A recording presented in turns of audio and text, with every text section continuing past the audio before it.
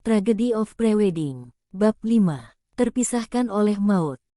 Ia hanya bisa menyaksikan satu persatu orang-orang terdekatnya yang nampak begitu gelisah, menanti kabar tentangnya, walaupun pada kenyataannya, Adnan telah tiada.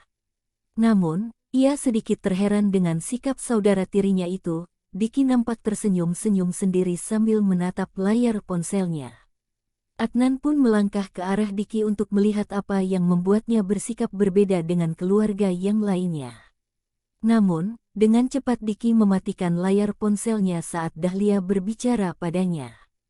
"Diki, tolong cari Adnan, kamu kan punya banyak teman-teman yang bisa mengatasi kasus seperti ini, tolong temukan dia, nak," ucap Dahlia sambil terisak-isak. "Iya, Mah, aku akan mencari Adnan semampuku," sahut Diki yang langsung memasang raut wajah yang begitu sedih, membuat Adnan sedikit terheran melihatnya. "Diki, lu pasti bisa mencari orang-orang jahat yang udah mencelakai gue, ayo bantu gue Diki," ucap Adnan, namun tetap tak didengar oleh Diki. Adnan pun mendengus kesal, ia tak bisa berbuat apa-apa lagi saat ini selain hanya bisa pasrah dengan keadaannya yang sangat memprihatinkan ini. Ia pun berharap agar jasadnya segera ditemukan dalam waktu dekat ini. Ia merasa tak tega melihat sanak keluarga dan kekasih tercintanya terus bersedih dan mengkhawatirkan keadaannya. "Kalian pasti akan lebih bersedih lagi saat mengetahui kenyataan yang lebih pahit dari ini, yaitu kematianku," ucap Adnan yang kemudian menghilang di telan gelapnya malam. Seluruh keluarga pun tak hentinya berdoa dan memohon pada Yang Maha Kuasa agar Adnan segera ditemukan. Bahkan mereka pun berada pada titik yang begitu pasrah saat ini. Bagaimanapun Adnan harus segera ditemukan, meski dalam keadaan yang tidak baik. Keesokan harinya, polisi kembali mendatangi kediaman Imron. Kali ini tim kepolisian memberikan kabar yang sangat mengejutkan untuk keluarga mereka. "Selamat siang Pak Imron, beberapa waktu tadi, tim kami berhasil menemukan saudara Adnan. Beliau ditemukan dalam keadaannya yang tidak bernyawa di pesisir sungai dekat jembatan area Kembang," ujar polisi tersebut sambil menunjukkan sebuah foto yang memperlihatkan sesosok mayat yang tak lain adalah Adnan. Mendengar hal itu, Dahlia dan Imron begitu terkejut, dalam dada mereka seperti tersambar petir saat mengetahui bahwa putra mereka telah meninggal dunia. Berita itu pun langsung dikabarkan kepada keluarga Citra. Gadis itu pun langsung tak sadarkan diri setelah mendengar kabar tentang kekasihnya. Sementara itu, Imron dan Dahlia juga Diki segera bergegas menuju rumah sakit untuk melihat jasad Adnan yang telah selesai dilakukan autopsi. Hasil dari visum tersebut pun menyatakan bahwa sebelum tenggelam, Adnan mengalami penganiayaan, bahkan semua itu pun terlihat jelas di bagian tubuhnya yang terdapat beberapa luka lebam akibat kekerasan. Melihat jasad Adnan, Citra semakin histeris. Ia tak menyangka jika di hadapannya saat ini, kekasih yang sangat ia cintai itu telah terbujur kaku dengan wajahnya yang begitu pucat dan penuh luka. "Kenapa kamu tinggalin aku, Mas? Kalau kamu gak mau nikah sama aku, gak apa-apa, tapi kenapa kamu harus pergi? Bangun Mas, bangun," ucap Citra sambil menangis terseduh-seduh dan begitu histeris. Tak lama kemudian, jenazah pun dibawa pulang ke rumah duka untuk segera dimakamkan. Suara sirine mobil jenazah mengiringi setiap tangisan yang terdengar begitu memilukan hati dari sanak keluarga yang ditinggalkan.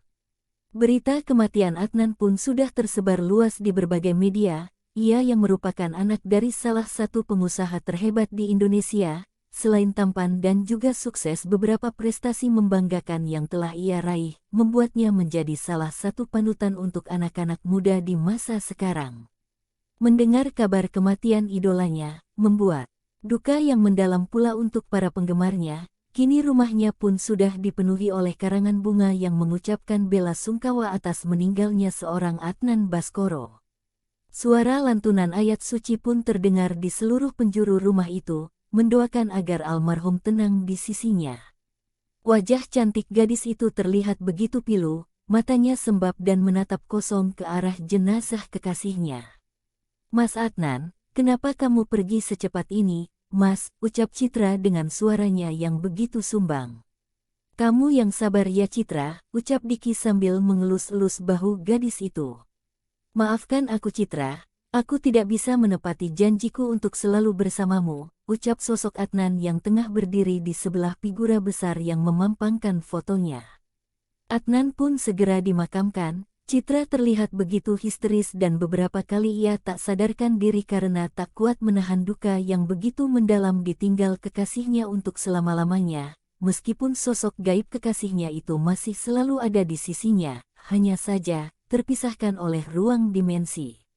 Acara pemakaman dan doa pun sudah selesai dilaksanakan. Beberapa kerabat dan sanak saudara satu persatu sudah meninggalkan area pemakaman. Namun, Citra masih tak ingin beranjak dari pusara Adnan. Ia terus menatap nisan yang di hadapannya terdapat sebuah bingkai foto Adnan yang terlihat begitu tampan dan gagah, membuat ia masih tak percaya bahwa kekasihnya telah tiada.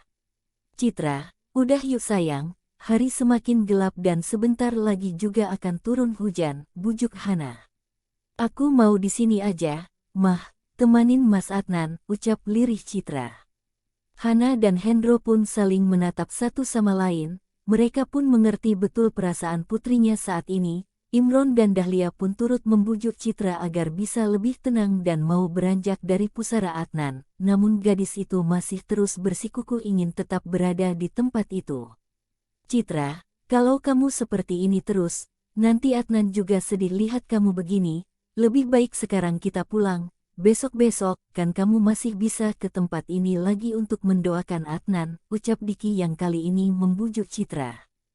Citra pun nampaknya mendengarkan apa yang diucapkan oleh Diki, akhirnya ia pun mau beranjak dari tempat itu. Di dalam kamarnya, Citra masih terus terisak-isak sambil menatap foto ia dengan kekasihnya yang sedang tertawa geli saat mereka sedang liburan ke sebuah pantai. Senyum dan tawa bahagia itu kini memudar bahkan tak lagi dapat ia lihat, hatinya merasa begitu perih manakala sang pujaan hatinya tak akan lagi ia lihat untuk selama-lamanya. Apa kamu sudah tidak mencintai aku lagi, Mas? Kenapa kamu pergi? Bukankah kita sudah merancang masa depan kita bersama-sama, tapi sekarang semuanya sudah sirna, ucap Citra sambil terus menitikkan air matanya. Di sisi lain, sosok Adnan pun tiba di sebelahnya, menatap sedih wajah kekasihnya yang tengah berduka atas kepergiannya.